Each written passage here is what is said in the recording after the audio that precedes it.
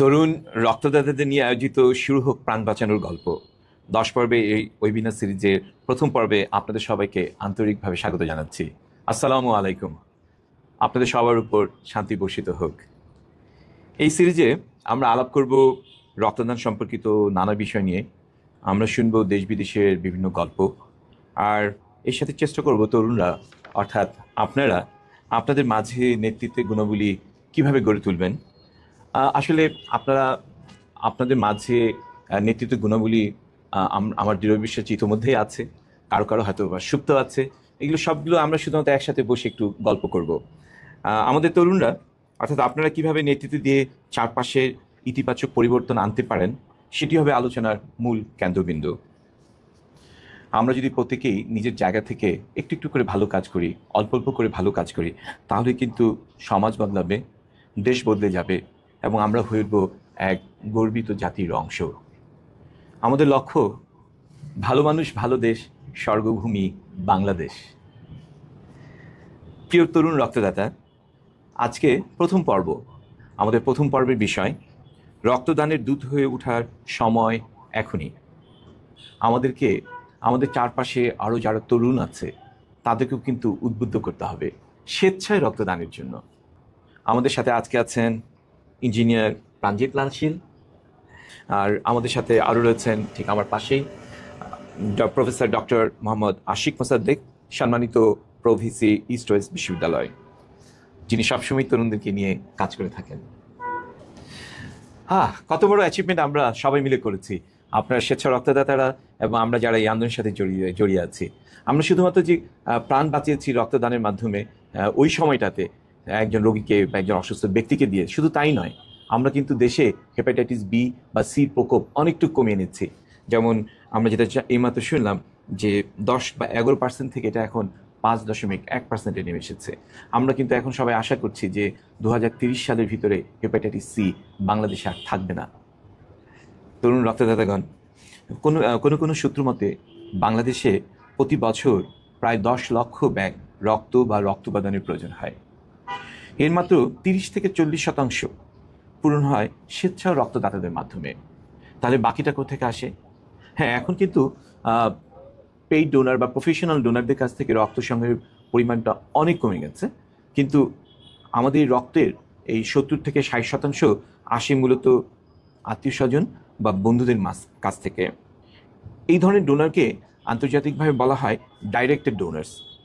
এই ডাইরেক্টেড ডোনার্সও কিন্তু আসলে নিরাপদ রক্তদাতা নন।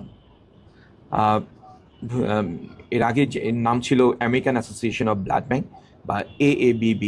তাদের এক গবেষণায় দেখা গেছে যে ডাইরেক্টেড ডোনারদের মাধ্যমে কিন্তু রক্তবাহিত রোগ সংক্রমণের সম্ভাবনা স্বেচ্ছা রক্তদাতাদের থেকে অনেক বেশি। কিভাবে তা ঘটে সেটা আমরা আমাদের পরবর্তী কোনো একটি পর্বে বিস্তারিত আলাপ করব। এই পর্যায়ে আমরা আমাদের আজকের অতিথি ইঞ্জিনিয়ার প্রাণজিৎ লাল শীলকে আমি রক্তদান আন্দোলনে তরুণ নেতৃত্ব কেন গুরুত্বপূর্ণ এই বিষয়ে আমাদেরকে কিছু বলার জন্য অনুরোধ করব। প্রথমেই আন্তরিক কৃতজ্ঞতা প্রকাশ করতে চাই আমাদের আজকের এই ওয়েবিনারের শ্রদ্ধেয় সঞ্চালক জনাব SM রেজাউল হাসান, যিনি নিজেও আসলে রক্তদান নিয়ে বহু বছর ধরে কাজ করছেন এবং আমাদের মোটিভেশনের ব্লাডের মোটিভেশনের বলা যেতে পারে একজন অন্যতম প্রাণ পুরুষ। তো তাকেও আমরা ধন্যবাদ জানাই আমাদের পক্ষ থেকে। তো আসলে বাংলায় একটা প্রবাদ আছে যে লোহা কাটতে লোহা লাগে। ইংরেজিতে এই বাক্যটাকেই বলা হয় যে আয়রন শেপস আয়রন বা আয়রন শার্পেন্স আয়রন।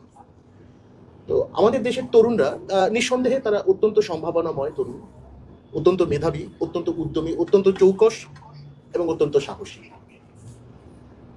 তো পুরোটা হচ্ছে এটা একটা পসিবিলিটি, একটা প্রবাবিলিটি, একটা সম্ভাবনা হিসেবে তাদের ভিতরে অবস্থান করছে। কিন্তু পসিবিলিটি এবং রিয়ালিটির মধ্যে একটা ছোট্ট পার্থক্য আছে। একটা উদাহরণ দিয়ে একটু বিষয়টা ব্যাখ্যা করি। অনেক বছর আগে আমরা ব্লাডের মোটিভেশনের উপরে একটা প্রোগ্রামে আমরা কোয়ান্টাম থেকে কয়েকজন প্রতিনিধি গিয়েছিলাম দেশের বাইরে। তো সেখানে একটা পোস্টার আমাদের দৃষ্টি আকর্ষণ করলো। খুব চমৎকার ইন্সপায়ারিং একটা মেসেজ সেখানে আছে। সেখানে একটা ছবি আছে, ছবিটা হচ্ছে একটা ডিম, একটা মুরগির ডিম। সে ডিমের খোলসটা ভেঙে ভেতর থেকে একটা মুরগির বাচ্চার মুখ বেরিয়ে আছে, মানে খোলসটা ভেঙে ভেতর থেকে মুরগির বাচ্চাটা বেরিয়ে আসছে। ছবিটার নিচে যে মেসেজটা দেওয়া আছে, মেসেজটা হচ্ছে এরকম When it is broken from outside, life ends. When it is broken from inside, life begins. অর্থাৎ ডিমটাকে যদি বাইরে থেকে ভেঙে দেওয়া হয় তাহলে ডিমের ভেতরে যে প্রাণ ছিল, যে সম্ভাবনাটা ছিল, সেই সম্ভাবনাটা নষ্ট হয়ে যায়। কিন্তু ডিমটা যদি ভেতর থেকে, এর যে সম্ভাবনা, সে নিজে যদি ভেতর থেকে ঠোকরাতে থাকে এবং খোলসটা ভেঙে ফেলে, তাহলে ভেতর থেকে প্রাণটা বেরিয়ে আসে। Very inspiring message. কিন্তু পরবর্তীতে আমরা বুঝলাম যে এই মেসেজটা সম্পূর্ণ নয়, this is not complete message. Complete মেসেজটা কি হবে? যে এই মেসেজে পরে আরেকটা বাক্য যুক্ত করতে হবে যে it will be broken from inside if it gets proper warmth from outside. অর্থাৎ এটা ভেতর থেকে মুরগির ছানাটা বেরিয়ে আসবে তখনই যদি বাইরে থেকে তাকে যথেষ্ট পরিমাণে ওম দেওয়া হয়।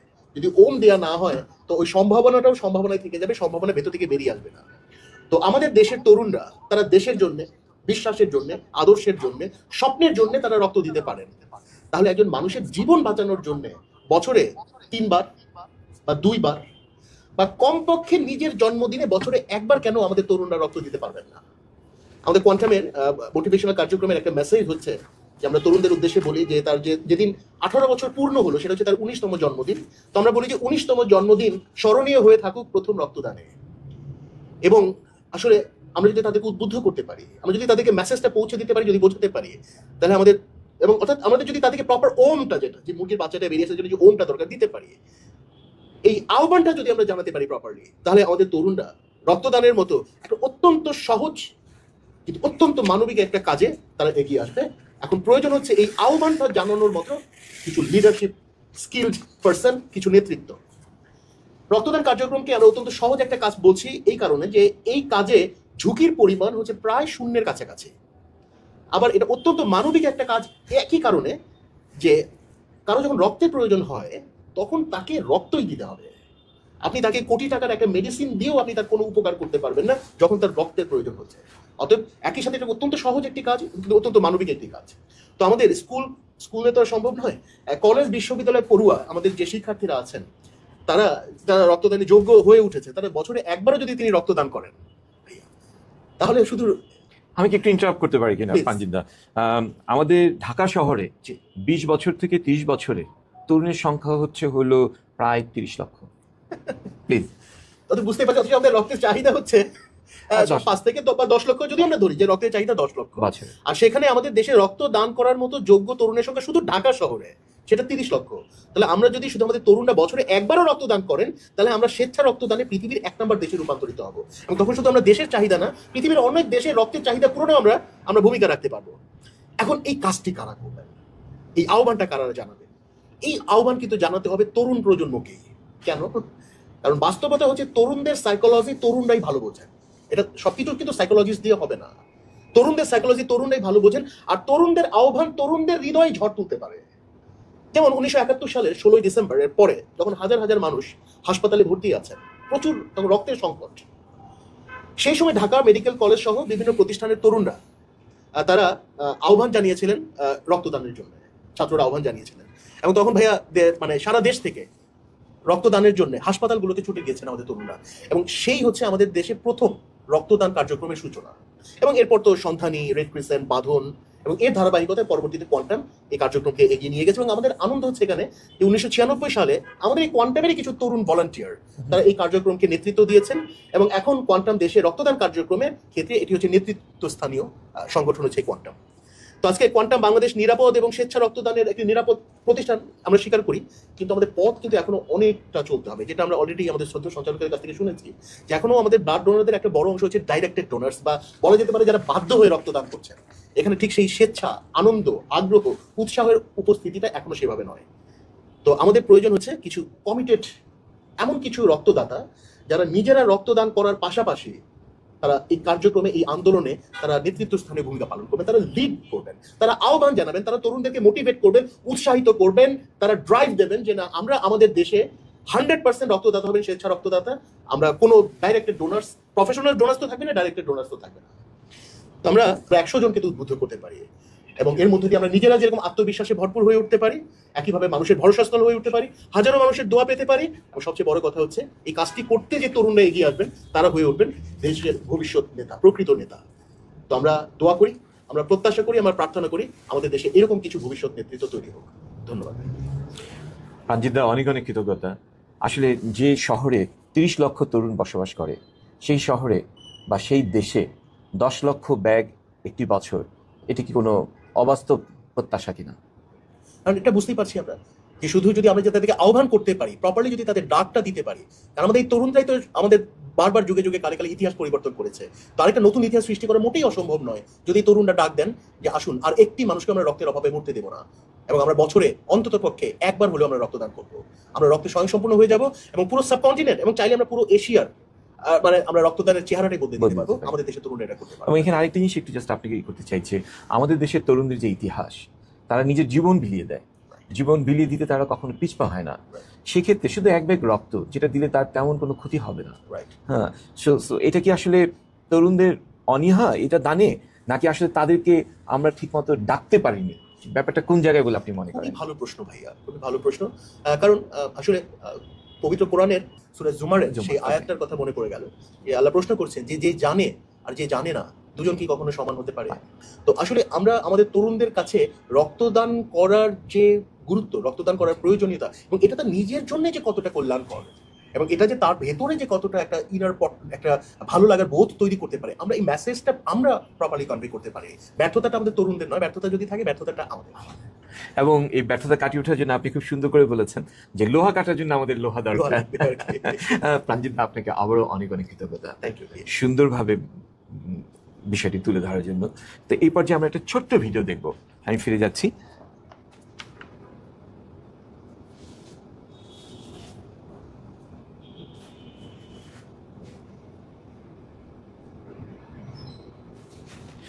আমাদের ভিডিও চলে আসছে, সরি একটু দেরি হওয়ার জন্য। আমার বয়স যখন 8 মাস তখন আমার থ্যালাসেমিয়া রোগী ধরা পড়ে। আমার এবি পজিটিভ ব্লাড গ্রুপ হওয়ার কারণে আমার বাবা মার খুব কষ্ট হয় ব্লাড সংগ্রহ করতে। আমি যখন ব্লাড দেরিতে দেই তখন আমি খুব দুর্বল অনুভব করি, আমার মাথা ব্যথা করে, আমার খুব অসুস্থ অনুভব করি আমি, যার কারণে আমি স্কুলে যেতে পারি না, আমি মিউজিক ক্লাসে যেতে পারি না। কিন্তু আমার স্কুলে যেতে খুব ভালো লাগে এবং মিউজিক ক্লাস করতেও খুব ভালো লাগে। আমার জীবনে অনেক স্বপ্ন রয়েছে, এর মধ্যে আমার সবচেয়ে বড় স্বপ্ন হচ্ছে আমি বড় হয়ে জেনেটিক্সের উপর রিসার্চার হব। এই স্বপ্ন পূরণ করার জন্য আপনাদের সহযোগিতা লাগবে আমার আজীবন। তাই আমি আপনাদের কাছে অনুরোধ করছি, কখনো ব্লাড দেওয়া বন্ধ করবেন না। আপনারা যদি ব্লাড দেওয়া বন্ধ করেন, আমার মতো হাজারো থ্যালাসেমিয়ার জীবন অঙ্কুরেই ঝরে যাবে। আজকে আমি এই অনুষ্ঠানে এসে বলতে চাচ্ছি, কোয়ান্টাম ল্যাবের মাধ্যমে আমি যতবার ব্লাড পেয়েছি আমি তা পেয়ে খুবই কৃতজ্ঞ। তরুণ রক্তদাতাগণ, আমরা কি ফারহানের স্বপ্নের সাথী হব না? এরকম হাজার হাজার ফারহান অথবা হাসপাতালের বেডে শুয়ে থাকা অসহায় রোগীদের পাশে দাঁড়াবো না? আসলে আবারও প্রাঞ্জিতদার সেই কথাটাতে ফিরে যেতে চাই যে আমরা সবাইকে যদি বলতে পারতাম, তাদেরকে যদি আমরা ফারহানদের আকুতিটা পৌঁছে দিতে পারতাম, তাহলে বাংলাদেশে কখনো স্বেচ্ছা রক্তদানের মাধ্যমে আমাদের যে এখন মাত্র 30 থেকে 40% আমাদের টোটাল চাহিদা পূরণ হয়, সেটা হতো না। আমরা আসলে সব পুরোটাই 100% আমরা পূরণ করতে পারতাম। আমরা এই পর্যায়ে এই মুহূর্তে আমি আমন্ত্রণ জানাচ্ছি, আজকে আমাদের মাঝে আছেন professor doctor Mohammad Ashik Mosaddek. Doctor Ashik Mosaddek রক্তদান আন্দোলনে তরুণ নেতৃত্ব কিভাবে তার ক্যারিয়ার ও ব্যক্তিত্ব উন্নয়নে সহায়তা করতে পারে, এ বিষয়ে কিছু বলার জন্য আপনাকে বিনীত অনুরোধ করছি। ধন্যবাদ আজকে সঞ্চালককে। আমাদের রেজল ভাই রক্তদান এবং রক্তের যে মোটিভেশনাল টিমের সাথে দীর্ঘদিন ধরে কাজ করছেন, আল্লাহ আপনার এই কাজকে কবুল করুক। এবং আজকে এই যে 10 পর্বের ওয়েবিনার শুরু হলো, তার যে প্রথম পর্ব, যে রক্তদানের দূত হয়ে ওঠার সময় এখন, আমি এই বিষয়ে একটু আলোকপাত করার পরে আপনি যে প্রশ্ন করেছেন সেই প্রশ্নে আমি ফিরে যাব। তো আমরা শুনছিলাম খুব চমৎকারভাবে যে আমাদের দেশের বর্তমান পরিস্থিতি এবং আমাদের তরুণদের যে শক্তি, সেই শক্তিকে আসলে আমরা কিভাবে রক্তদাতের জন্য আমাদেরকে দূত হিসাবে তাদেরকে পরিণত করতে পারবো। আমি এখানে একটু যদি বলতে চাই যে আমাদের এই যে 2025 সাল, এই 25 সাল মানে হচ্ছে যে এটি হচ্ছে আসলে পারফেক্ট সময় আমাদের জন্য। কারণ আমরা যদি বলি যে আমরা কিন্তু অতিক্রম করে এসেছি যে সেই করোনার শিক্ষা, সেই করোনার সময় আমরা দেখেছি যে আমাদের তরুণরা কিন্তু এগিয়ে এসেছে, অনেক রক্তদাতা এসেছেন। আমরা কিন্তু দেখেছি এখন কিন্তু ডেঙ্গু চলমান আছে, এবং ডেঙ্গুর ক্ষেত্রে আমরা দেখেছি যে আমাদের তরুণরা কিন্তু এগিয়ে এসেছেন, রক্ত দিচ্ছেন, আমাদের ল্যাবে এসে রক্ত দিচ্ছেন। এবং আমি যেটা বলতে চাচ্ছি যে তারা কিন্তু সবসময় এগিয়ে আছে, শুধু দরকার শুধু তাদেরকে একটু মোটিভেশন করা, এবং তাদেরকে এখন তারা রক্তদাতা শুধু নয়, তারা একজন রক্তদূত হয়ে উঠতে পারে। এবং আমি যদি বলি যে আমরা রিসেন্টলি যে উদাহরণটি টানবো সেটি হচ্ছে মাইলস্টোনের যে ভয়াবহ যে দুর্ঘটনাটি ঘটেছে, সেখানে কিন্তু আমরা দেখেছি যে আমাদের তরুণদের ভিতরে যে শক্তি আছে, যে মানসিক যে মনোভাবটা আছে, সেটা কিন্তু প্রকাশ করে তারা কিন্তু প্লেকার্ড নিয়ে রাস্তায় দাঁড়িয়েছিল যে আমার রক্তের গ্রুপ এই, যে কোনো মুহূর্তে তারা রক্ত দিতে প্রস্তুত। এখন শুধুমাত্র তাহলে আমরা বুঝতে পারছি যে এটাই হচ্ছে প্রকৃত সময়। এবং আমাদের যদি ডেমোগ্রাফিক চিত্র দেখি বাংলাদেশের, তাহলে আমি বলতে চাই যে আমাদের কিন্তু অধিকাংশ মানুষের প্রায় 33% মানুষ দেশের কিন্তু তরুণ প্রজন্ম। তো এই যে তরুণ প্রজন্মের যে শক্তি আছে, সেই শক্তিকে যদি আমরা কাজে লাগাতে পারি, তাহলে 2025 সালই হচ্ছে আসলে সবচেয়ে উপযুক্ত সময় রক্তদাতা থেকে রক্তদূত হয়ে ওঠার। কেন, এবার আপনি যে প্রশ্নটি করেছেন যে রক্তদূত যদি আমি হয়ে যাই, এবং তাহলে আমাদের তরুণদের ব্যক্তিগত এবং ক্যারিয়ারের ক্ষেত্রে কি লাভ, কি প্রভাব ফেলবে পজিটিভলি? আসলে এক কথায় যদি এর উত্তর দিই, তাহলে আমি বলতে পারি যে অসাধারণ লাভ হতে পারে। শুধু যে মানবতার জন্য নয়, আমাদের শিক্ষা, আমাদের ক্যারিয়ার এবং আমাদের ব্যক্তিত্বের জন্য এটি আমাদের চমৎকারভাবে এই দূত হয়ে ওঠাটা আমাদের জন্য উপকারী হতে পারে। আমি প্রথম যে পয়েন্টটি বলবো সেটি হচ্ছে যে আমাদের তরুণরা কিন্তু আমরা দেখতে পাচ্ছি যে এখন তারা কিন্তু উচ্চশিক্ষার জন্য সবাই চেষ্টা করছেন। তো এখন এই হায়ার এডুকেশন, উচ্চশিক্ষার জন্য স্কলারশিপের আমরা আবেদন করি, দেশে হোক বিদেশে হোক। তো উচ্চশিক্ষার ক্ষেত্রে এখন কিন্তু আমরা দেখছি যে লিডারশিপ কোয়ালিটি তার মধ্যে আছে কিনা। তো এই গুণাবলী তিনি অর্জন করতে পারেন যদি তিনি একজন মানুষকে উদ্বুদ্ধ করতে পারেন নেতৃত্ব দিয়ে। এবং একজন ছাত্র যদি তার সিভিতে লিখতে পারেন যে তিনি 100 জন মানুষকে উদ্বুদ্ধ করেছেন রক্তদানে, তাহলে কিন্তু একটা 5টি তিনি ব্লাড ক্যাম্পিং আয়োজনে তিনি অংশগ্রহণ করেছিলেন, তার কিন্তু একটা স্ট্রং লিডারশিপ তিনি শো করতে পারছেন। এবং আন্তর্জাতিক বিশ্ববিদ্যালয়গুলো যদি আমি দেখি, যেহেতু আমি একজন শিক্ষক মানুষ এবং বর্তমানে একটি বিশ্ববিদ্যালয়ে টপ ম্যানেজমেন্টে রয়েছি, সুতরাং সেদিক থেকে আমি বলতে পারি যে আমার যদি দেখি যে হার্ভার্ড বলি বা MIT বলি কিংবা আমেরিকা, অস্ট্রেলিয়া, বিভিন্ন দেশে যখন আমাদের ছাত্ররা আবেদন করে, তখন তারা কিন্তু আসলে তাদের রেজাল্টের পাশাপাশি একটি জিনিসের উপর জোর দেয়, সেটি হচ্ছে তার কমিউনিটি সার্ভিসটা কেমন, সেটি হচ্ছে তার একটা অ্যাডিশনাল ভ্যালু যোগ করে, তার একটা অতিরিক্ত যোগ্যতা। এবং রক্তদূত হয়ে মানে কিন্তু আসলে সেবা নয়, তিনি যে স্কলারশিপ পেতে পারেন, উচ্চশিক্ষা গ্রহণ করতে পারেন, সেটা কিন্তু তার বহুগুণের সম্ভাবনাটা বেড়ে যাচ্ছে। দ্বিতীয় যে পয়েন্ট আমি বলবো সেটি হচ্ছে আমাদের তরুণদের, আমাদের দেশে কিন্তু এখনো আনএমপ্লয়মেন্ট, অনেকেই আছেন চাকরির অভাব, পড়াশোনা করছেন তারপর হয়তো চাকরি পাচ্ছেন না। কিন্তু আমরা যদি বলি যে রক্তদূত হয়ে ওঠার মধ্যে দিয়ে এই সুযোগটা আমরা কিভাবে বাড়াতে পারি, তো চাকরির যে যদি আমি দেখি যে চাকরি যারা দিচ্ছেন, দাতা যারা, তারা যে শুধু আসলে রেজাল্ট দেখছেন তা কিন্তু না, CGPA দেখছেন তা কিন্তু না, আসলে তারা দেখতে চান যে একজন তরুণ কতটা সামাজিকভাবে দায়িত্বশীল। এই পয়েন্টটা হচ্ছে সবচেয়ে ইম্পর্টেন্ট। এবং তার যদি সিভিতে রেজুমটা আমরা দেখি যে তিনি একজন ব্লাড অ্যাম্বাসিডার বা একজন কমিউনিটিতে তিনি এইভাবে মানুষকে উদ্বুদ্ধ করবার জন্য কাজ করছেন, তাহলে এটি প্রমাণ করে যে তিনি একজন ভালো কমিউনিকেটর, একজন ভালো সমস্যার সমাধানকারী। সুতরাং আমাদের দেশে যে সমস্ত NGO-গুলো আছে বা আমাদের যে সমস্ত ডেভেলপমেন্ট সেক্টর আছে বা হেলথ কেয়ার আছে, এমনকি বিশেষ করে আমাদের যে কর্পোরেট ওয়ার্ল্ড বা কর্পোরেট কোম্পানিগুলো আছে, তারা কিন্তু কি করছে, তারা আসলে এই ধরনের তরুণকেই কিন্তু খুঁজছে। কেন? কারণ তারা জানে যে তরুণ মানবতার জন্য কাজ করতে পারে, সে তার প্রতিষ্ঠানকেও আন্তরিকভাবে এগিয়ে যাওয়ার জন্য সময় দিতে পারবে। সুতরাং এই জায়গাটা আমাদেরকে তরুণদেরকে অবশ্যই চিন্তা করতে হবে যে চাকরি আমি কিন্তু খুঁজছি, কিন্তু নিজেকে তৈরি করতে হবে যাতে করে সকলকে তিনি আকর্ষণ করতে পারেন। তৃতীয় যে পয়েন্ট আমি বলবো খুব ইম্পর্টেন্ট, সেটি হচ্ছে নেটওয়ার্কিং এর ক্ষমতা বা দক্ষতা তৈরি হয়। যখন আমি রক্তদাতা থেকে রক্তদূত হয়ে উঠবো, তখন আসলে আমাদের কি হচ্ছে, আমাদের বিভিন্ন সংগঠন, হাসপাতাল এবং যে সামাজিক প্রতিষ্ঠানগুলোর সাথে আমাদের একটা যোগাযোগ সৃষ্টি হচ্ছে, আমরা নেটওয়ার্কিং করতে পারছি। এবং এই যে যোগাযোগ, এটি কিন্তু একজন তরুণের ভবিষ্যতে যে ইন্টার্নশিপ অথবা রেফারেন্স লেটার অথবা বলতে পারি চাকরির সুযোগও অনেক সময় সহায়ক ভূমিকা পালন করতে পারে। সুতরাং এটি তার জন্য একটা বড় সুযোগ হতে পারে, নেটওয়ার্কিং এর দক্ষতা তিনি অর্জন করতে পারছেন। এরপর চতুর্থটা আমরা বলতে পারি যে ব্যক্তিগত উন্নয়ন এবং আত্মবিশ্বাস। তো জনসম্মুখে কথা বলা, এই যে পাবলিক স্পিকিং, এটি কিন্তু একটা বড় গুণ। তো তিনি যখন একজনকে উদ্বুদ্ধ করছেন ভালো কাজে, তখন তিনি তো জনসম্মুখে কথা বলছেন এবং মানুষের সাথে যোগাযোগ রক্ষা করছেন এবং একটা পরিকল্পনা করে তিনি এগোচ্ছেন, ফলে তার মধ্যে কিন্তু একটা আত্মবিশ্বাস ডেভেলপ হবে। এবং আত্মবিশ্বাসটা কিন্তু যখন তিনি ভাইভাতে যান, সেটা কিন্তু আমরা লক্ষ্য করি যে তিনি কনফিডেন্সের সাথে তাকে নিজেকে উপস্থাপন করতে পারছেন কিনা। সুতরাং এই আত্মবিশ্বাস তিনি কিন্তু অর্জন করতে পারবেন। এবং সর্বোপরি যে মানুষের যে ভালোবাসা, এটাও তিনি পাবেন সাথে সাথে, এবং সমাজের মধ্যে তার সম্মানও কিন্তু বাড়তে থাকবে। এরপরের যে পয়েন্ট আমি বলবো 5 নম্বর পয়েন্ট, সেটি হচ্ছে যে টিম ম্যানেজমেন্ট। এটি আসলে আমরা যারা এই রক্তদান কার্যক্রমের সাথে জড়িত আছি, তারা আমরা দেখেছি যে আসলে কিন্তু এই কার্যক্রমটা কিন্তু একটা টিম হিসাবে আমরা কাজ করি। সুতরাং একজন তরুণ যখন এই রক্তদান কার্যক্রম বা অন্য উদ্বুদ্ধ কার্যক্রমের সাথে যুক্ত হবে, তখন তিনি কি করছেন, তিনি কিন্তু হয় টিমকে লিড করছেন অথবা পার্ট অফ দ্য টিম, টিমের মধ্যে তিনি কাজ করছেন। এই গুণাবলীটা কিন্তু তিনি অর্জন করতে পারছেন। এবং এটি আমরা যেটা বলবো অত্যন্ত চমৎকার একটি গুণ। আমরা কিন্তু এটা অনেক সময় আমাদের যখন আমরা চাকরি যারা দাতা, তারা কিন্তু এটা চান যে আসলে তিনি টিমের সাথে কাজ করতে পারছেন কিনা, টিমকে নেতৃত্ব দিতে পারছেন কিনা, বিভিন্ন সমস্যাকে সবাইকে মিলে সেটাকে সলভ করতে পারছেন কিনা। তো এটি শেখার একটি আমরা বলতে পারি যে প্র্যাকটিস হতে পারে যদি তিনি রক্তদূত হিসাবে কাজ করেন। এবং এই যে টিম, আইদার তিনি লিডার হয়ে গেলেন অথবা তিনি একজন টিম ওয়ার্কার হতে পারছেন। সুতরাং এই গুণাবলীটা যদি অর্জন করা যায়, তার জন্য তাকে অবশ্যই আমি বলবো যে রক্তদূত হওয়াটা জরুরি। সিক্স পয়েন্ট যেটা আমি বলবো সেটা হচ্ছে এখনকার যুগে তো আমরা সবাই জানি আর্টিফিশিয়াল ইন্টেলিজেন্সের কথা, কিন্তু মানুষের জন্য যেটা দরকার সেটা হচ্ছে ইমোশনাল ইন্টেলিজেন্স বা সহমর্মিতার বিষয়, ইম্প্যাথি আমরা বলি ইংরেজিতে। তো আমরা যখন একজন তরুণ যখন রক্তদূত হয়ে উঠছে, তিনি কিন্তু রক্তদাতা যারা আছেন, যারা তরুণ, তাদের সাথে তিনি যোগাযোগ করছে। এই যোগাযোগের ক্ষেত্রে আমরা দেখেছি যে যার মধ্যে ইমোশনাল ইন্টেলিজেন্স বেশি, তিনি কিন্তু অন্যের সাথে কানেক্ট করতে পারেন তাড়াতাড়ি। এই জন্য আমরা দেখেছি যে কর্পোরেট লেভেলে যারা টপ ম্যানেজমেন্টে আছেন তারা কিন্তু এই ইমোশনাল ইন্টেলিজেন্সের বিষয়ে পড়াশোনা করেন, এবং যারা গ্রাহক পর্যায়ে কাজ করেন, যারা গ্রাহকের সাথে দ্রুত কমিউনিকেট করতে পারেন, তাদের মধ্যে আমরা দেখেছি যাদের মধ্যে এই সহমর্মিতার বিষয়টা রয়েছে, তারা কিন্তু খুব দ্রুত গ্রাহক লেভেলে কিন্তু তারা একটা যোগাযোগ স্থাপন করতে পারেন। সুতরাং আমরা বলবো যে ইমোশনাল ইন্টেলিজেন্স এবং সহমর্মিতা এটাকে যদি আমরা বাড়াতে চাই তরুণদের মধ্যে তার জীবনের যে ক্যারিয়ার গঠনে, তাহলে তাকে অবশ্যই রক্তদাতা থেকে রক্তদূতে রূপান্তরিত হতে হবে।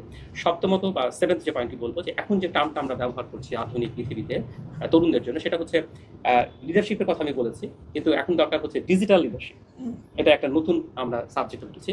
এটা এখন সোশ্যাল মিডিয়া কিন্তু এখন আমাদেরকে কি করছে, আমাদের পরিচালিত করছে। সুতরাং একজন তরুণ যখন এই সোশ্যাল মিডিয়ায় তিনি যখন এই নেতৃত্ব, তার যে কাজ বা তিনি অন্যকে উদ্বুদ্ধ করছেন, এই বিষয়গুলো নিয়ে যে কন্টেন্ট তৈরি করতে পারেন, ইচ্ছা করলে তিনি কোনো ইভেন্ট তৈরি করতে পারেন, এবং তার যারা বন্ধু বান্ধব পরিচিত আছে যাদেরকে তিনি উদ্বুদ্ধ করেছেন, তাদের বিভিন্ন সাফল্যের গল্প তিনি কিন্তু সোশ্যাল মিডিয়ায় শেয়ার করতে পারেন। এই শেয়ারের মধ্যে দিয়ে তিনি কিন্তু সোশ্যাল মিডিয়া ম্যানেজমেন্ট সম্পর্কে জ্ঞান লাভ করতে পারেন, তিনি ডিজিটাল মার্কেটিং সম্পর্কে জ্ঞান লাভ করতে পারেন, কন্টেন্ট ক্রিয়েশন সম্পর্কে তিনি জ্ঞান লাভ করতে পারবেন বা একটা প্র্যাকটিস করতে পারবেন। সুতরাং আমরা বলতে পারি যে রক্তদূত যখন তিনি হয়ে উঠছেন, তখন তার একটা অভিজ্ঞতা হচ্ছে, এবং সেই অভিজ্ঞতার মাধ্যমে তার যে ডিজিটাল পোর্টফোলিও সেটা কিন্তু খুব স্ট্রং হচ্ছে, এবং এই ডিজিটাল পোর্টফোলিও স্ট্রং হওয়াটা তার ক্যারিয়ারের জন্য কিন্তু অনেক সহায়ক হতে পারবে।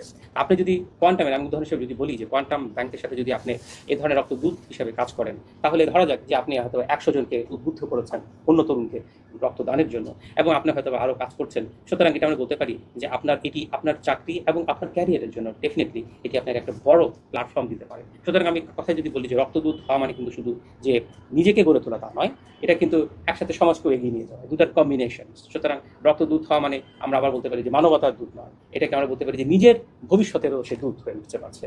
এবং আমি শেষে একটু পয়েন্ট যোগ করতে চাই, সেটি হচ্ছে যে আমাদের সকল ধর্মেই আসলে ভালো কাজের প্রতি নির্দেশ করা হয়েছে, উৎসাহিত করা হয়েছে। এবং আমি যদি বলি যে রক্তদান এর চাইতে বড় কিন্তু আর মহৎ কোনো দান হতে পারে। এটার মাধ্যমে যে একজন মানুষ যে তার আত্মতৃপ্তি এবং অভিজ্ঞতা অর্জন করে এবং আত্মিক যে গভীরতা সে অনুভব করে, সেটা কিন্তু অন্য কোনো দানের মাধ্যমে সম্ভব নয়। তো আমরা যেটা বলবো যে আমাদের কোরআন শরীফের যে সূরা আসরে কিন্তু বলা হয়েছে যে যারা বিশ্বাসী, সময়ের শপথ করে আল্লাহ বলছেন যে যারা বিশ্বাসী, যারা সৎকর্মশীল এবং যারা পরস্পরকে সৎকর্মের প্রতি উদ্বুদ্ধ করছেন, তারা কিন্তু কোনো বিপদের মধ্যে নেই। সুতরাং আমরা যারা বিশ্বাসী হতে চাই, তাদের মানদণ্ড হচ্ছে এটাই যে তাদেরকে কি করতে হবে, ভালো কাজ করতে হবে এবং পরস্পরকে ভালো কাজে উদ্বুদ্ধ করতে হবে, যেটা স্রষ্টা বলেছেন। সুতরাং আমাদের তরুণদেরকে এটা বুঝতে হবে যে সমস্ত ধর্মে এটা বলা হয়েছে, এবং আমরা যদি কাজটা করতে পারি, এটা একটা ভালো কাজ অনেক উদ্বুদ্ধ করে। এবং সে যখন নিজে একটা ভালো কাজ করছে, আরেকজনকে একটা ভালো কাজ করতে উদ্বুদ্ধ করছেন একজন তরুণ, তখন স্বাভাবিকভাবেই তিনি কিন্তু তার যে পুণ্য বা তার যে সোয়াব, তিনি কিন্তু সমপরিমাণ সোয়াব অর্জন করছেন। সুতরাং আমরা যদি বলি যে প্রতিটি বিশ্ববিদ্যালয়, প্রতিটি কমিউনিটি কিংবা প্রতিটি গ্রামে যদি একজন হলো রক্তদূত আমরা তৈরি করতে পারি, তাহলে বাংলাদেশের কোনো অসুস্থ মানুষকে আর রক্তের অভাবে জীবন হারাতে হবে না। তো আমরা যদি আজকে এই প্রতিজ্ঞা করতে পারি, আজকের ওয়েবিনার সিরিজে তরুণদেরকে আমি বলবো যে আসুন আমরা একটি কথা সবসময় উচ্চারণ করি যে এক রক্ত, এক বন্ধন, এক মানবিক বাংলাদেশ। আমরা এই এক মানবিক বাংলাদেশের স্বপ্ন আমরা যদি সবাই মিলে দেখতে চাই, তাহলে তাতে কি আমাদের তরুণদের অংশগ্রহণ আমরা আশা করতে পারি না? অবশ্যই। মানে আমি বলবো যে আমি মুগ্ধ হয়ে শুনছিলাম আপনার কথা, যে মানে সার্টেনলি রক্তদূত হয়ে ওঠা তো হচ্ছে একটি কমিউনিটি সার্ভিস, মানবতার দূত। কিন্তু শুধু মানবতার দূত নয়, এখানে আসলে একই সাথে আমি আমার নিজের ক্যারিয়ারকে গড়ছি, এবং নিজের ক্যারিয়ার গড়ছি আমি বহু অ্যাঙ্গেল থেকে, বহু পার্সপেক্টিভ থেকে আমি করছি। এবং আপনি একটি মজার কথা বলেছেন যে আমি যে কাজগুলো করছি তার একটি ডাটাও একটু সংরক্ষণ করার জন্য, যাতে এটা আমি এক সময় আরেকজনকে বলতে পারি এবং প্রয়োজনীয় জায়গাটাকে উপস্থাপন করতে পারি। এই প্রসঙ্গে আমি একটু বলতে চাই যে এই সংরক্ষণ তো ব্যক্তিগত পর্যায়ে উনি করবেনই, কিছুটা আমরা আমাদের সাংগঠনিক পর্যায়েও আমরা করব, যাতে করে অনেক সময় আছে কি যে আপনি নিশ্চয়ই এটা আপনি কিছুটা কভারও করেছেন যে বিভিন্ন বিশ্ববিদ্যালয়ে তারা বলে যে এই ধরনের কমিউনিটি সার্ভিসে ওনারা আছেন কিনা, যিনি উচ্চশিক্ষার জন্য যেতে চাচ্ছেন। তো অনেক সময় তারা হয়তো জন্য সার্টিফিকেশন চাইতে পারে। সো সেই সার্টিফিকেশনটা যাতে আমরা সঠিকভাবে দিতে পারি, এই জন্য এই তথ্য আমরাও আমাদের এন্ডে সংরক্ষণ করে থাকবো। তো আসলেই রক্তদানের এই দূত হয়ে ওঠার মাঝ দিয়ে কিন্তু আমাদের তরুণরা তাদের নিজেদের ক্যারিয়ারকে যেভাবে গড়ে তুলতে পারেন, একই সাথে কিন্তু সমাজকে তারা এগিয়ে নিয়ে যেতে পারেন। এবং এই যে শুধু তাই নয়, সমাজকে এগিয়ে নিয়ে যাওয়া, নিজের ক্যারিয়ারকে গড়ে তোলা, এর পাশাপাশি আসলে স্রষ্টার যে নির্দেশনা আছে সেটাকেও কিন্তু আমরা পালন করছি। এবং এই সব কিছুর সমন্বয় কিন্তু হচ্ছে কি, যেটা ডক্টর আশিক বলেছেন, যে আত্মতৃপ্তি। এবং আমার মনে হয় এটার কোনো মূল্য দিয়ে কেনা যায় না। তো আমরা আমাদের অনুষ্ঠানের প্রায় শেষ পর্যায়ে চলে এসেছি। আমাদের হাতে আর কিছু সময় বাকি আছে মাত্র। আমরা এই পর্যায়ে প্রশ্নোত্তর পর্বে চলে যাচ্ছি এবং আমাদের হাতে বেশ কিছু প্রশ্ন চলে আসছে। এছাড়া প্রথমেই যে প্রশ্নটা আমার কাছে এসেছে, আমি তা ডক্টর আশিক আপনার কাছে ফিরে যাব। যে প্রশ্নটা হলো কোয়ান্টাম রক্ত সংগ্রহের পর রক্তর বিশুদ্ধতা নিশ্চিত করার জন্য কি কি টেস্ট করে থাকে এবং সে কিভাবে বিশুদ্ধ রক্ত দিচ্ছে এটা নিশ্চয়তা এনশিওর করে?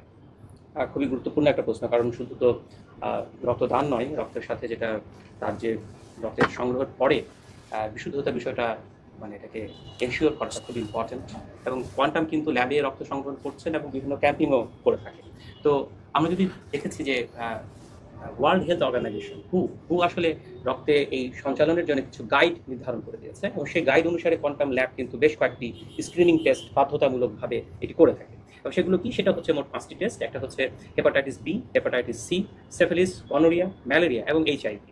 তো রক্তদানের আমরা পরে প্রত্যেক দাতাকে ফোনে অথবা ইমেলের মাধ্যমে এটি আসলে মেসেজ হিসেবে পাঠানো হয়। এবং পাশাপাশি রক্তগ্রহীতা যিনি আছেন তার যে রক্তদাতা রিপোর্টের সাথে তার রক্তের কিন্তু আসলে একটা ক্রস ম্যাচিং দরকার, যেটাকে আমরা বলি যে রক্তগ্রহীতার সাথে এটা খুবই জরুরি একটি বিষয়, ক্রস ম্যাচিং। এবং আমরা কিন্তু এখানে ক্রস ম্যাচিং ছাড়া কাউকে আসলে কোনো রক্ত সরবরাহ করা হয় না, যেটা আমি যতটুকু জানি। এবং এই ক্রস ম্যাচিংগুলো হচ্ছে, যদি আমি বলি তাহলে করা যায় যে স্যালাইন ফেজ, তারপরে যে টেম্পারেচার, থার্মাল ফেজ, সেটা আমরা করি। এবং একটা খুব চমৎকার আমরা যেটা করে থাকি সেটা হচ্ছে আধুনিক অ্যান্টি হিউম্যানোগ্লোবিন, যেটাকে আমরা বলি কুমস টেস্ট। সেটা করতে হয়তো 6-7 মিনিট লাগে। তো এই যে কুম টেস্টটা একটু বলি, সেটা হচ্ছে যে ল্যাবরেটরিতে একটা পরীক্ষা, এটা লোহিত যে রক্তকণিকা আছে আরবিসির যে সারফেস, সেই সারফেসে যদি কোনো অ্যান্টিবডির উপস্থিতি শনাক্ত হয় কিনা। তো এই সবগুলোর টেস্ট ক্রসিং এবং তার যে রক্তটা অত্যন্ত বিশুদ্ধ রক্ত, এটিকে আমরা নিশ্চিত করেই কোয়ান্টাম ফাউন্ডেশন করছে বলে কিন্তু আজকে কোয়ান্টাম ফাউন্ডেশন বাংলাদেশের একটা সবচাইতে গ্রহণযোগ্য ব্লাড ব্যাংকে পরিণত হয়েছে। এজন্য আমার মনে হয় যে যারা কোয়ান্টামের সাথে কাজ করছেন, যারা রক্ত দিচ্ছেন, সকলেই এই অভিনন্দন পাওয়ার যোগ্য।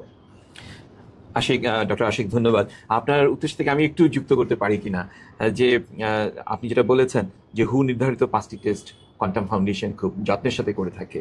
তবে রক্তের টেস্টের পাশাপাশিও কিন্তু আরেকটি বিষয়ে কোয়ান্টাম ফাউন্ডেশন গুরুত্ব দিয়ে থাকে, সেটা হলো রক্তদাতার লাইফস্টাইল।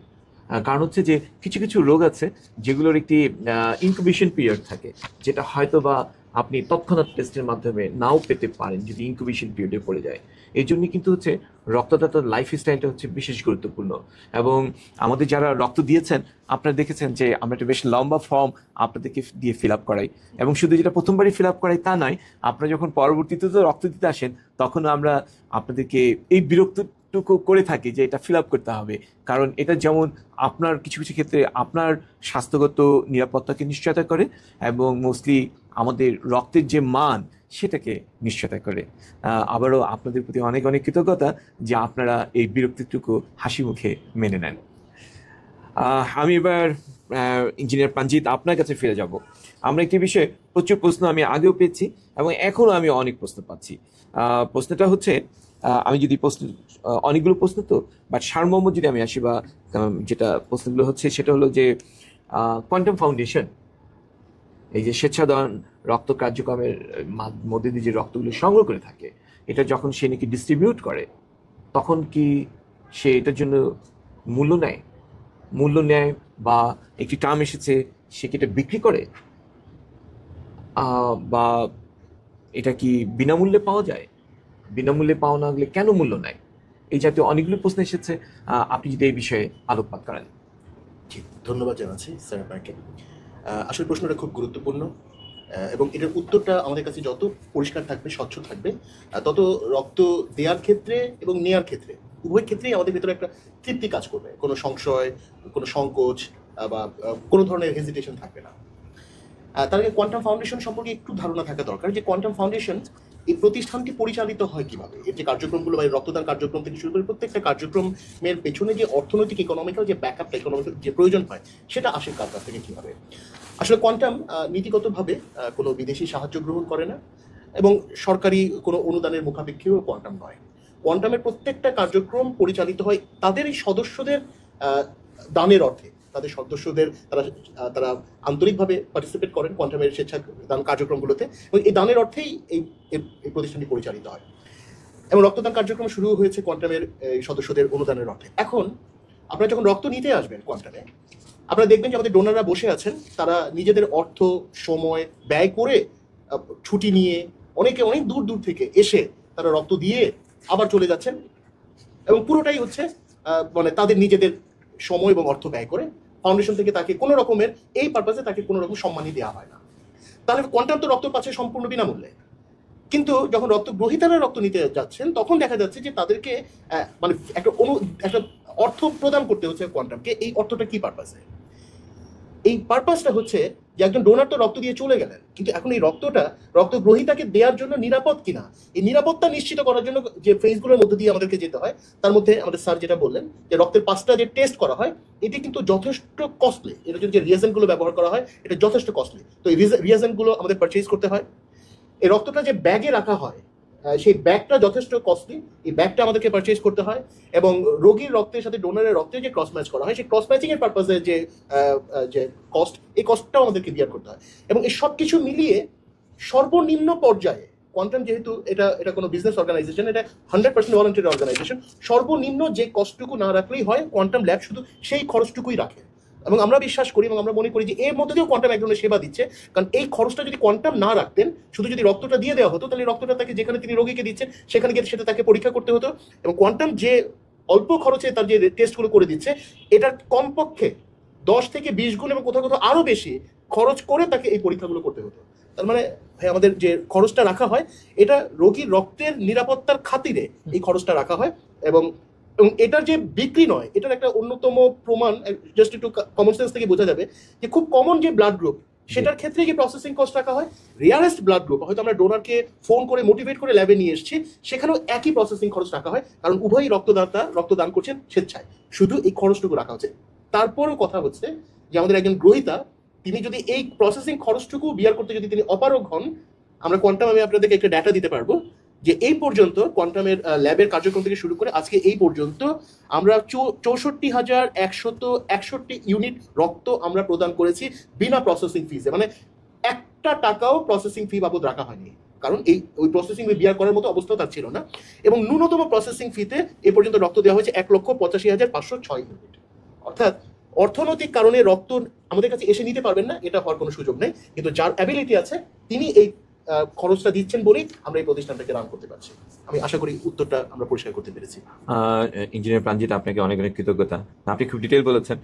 এক্ষেত্রে আমি শুধু একটু যুক্ত করতে চাই যে কোয়ান্টাম ফাউন্ডেশন যে রক্ত সরবরাহ করছে এর গুণগত মান যাতে ঠিক থাকে, সঠিক থাকে, এবং আমরা যাতে মানে কোনো রকম মানে ওই যে রক্তবাহিত যে রোগগুলো আছে সেগুলো সহজাতে কোনো ব্যাগ না চলে যায়, এটা ইনশিওর করার জন্য কিন্তু আমরা বাজারের সবচাইতে ভালো যে রিয়াজেন্টগুলো আছে সেগুলি ব্যবহার করে থাকি, what ever the price.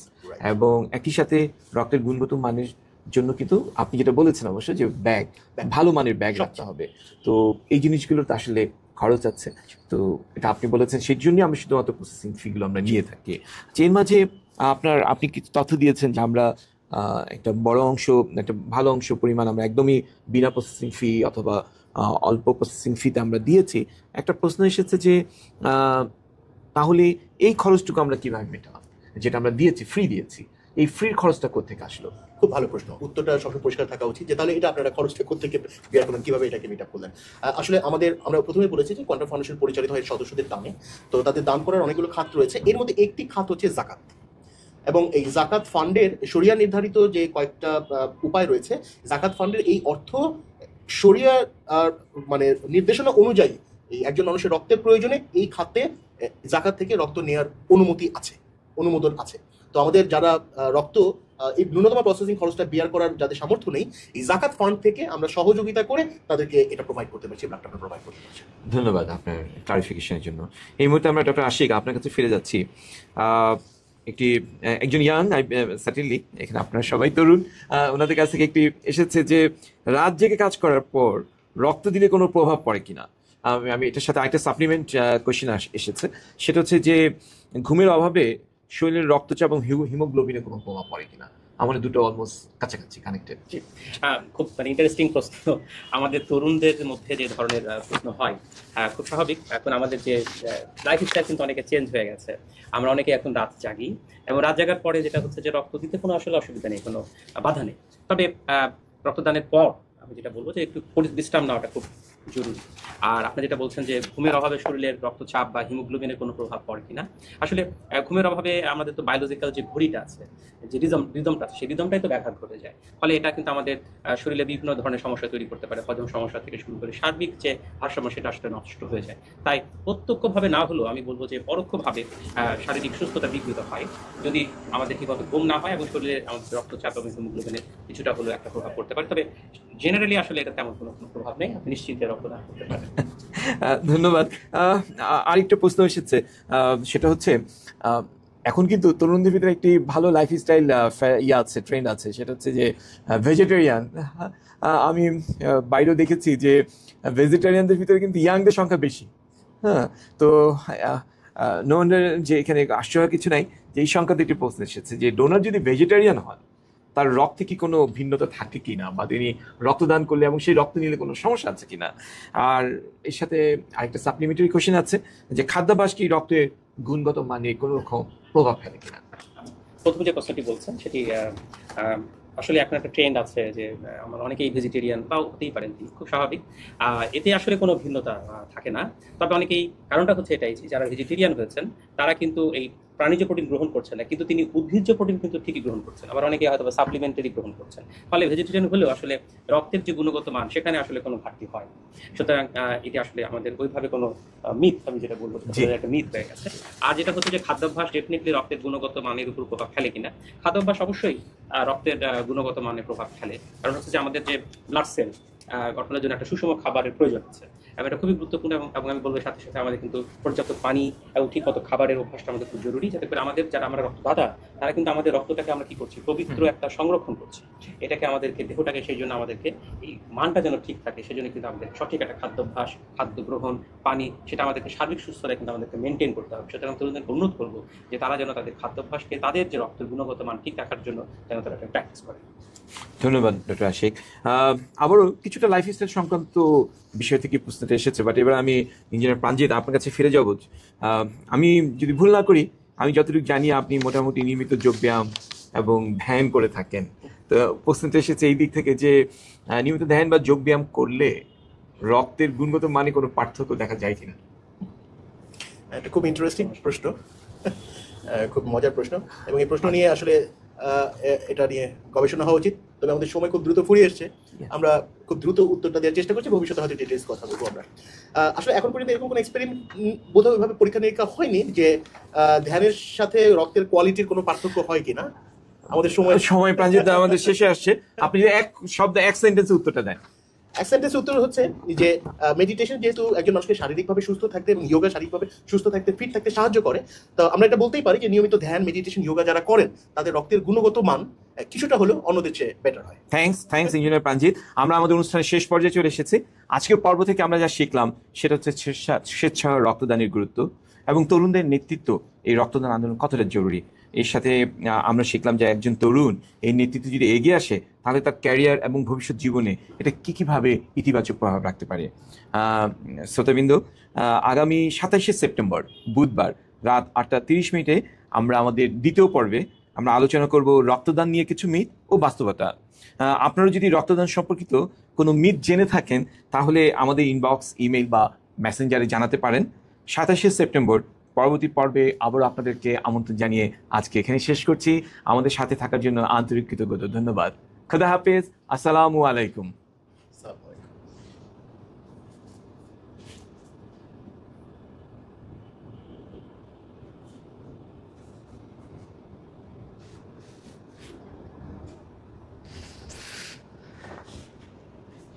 Done?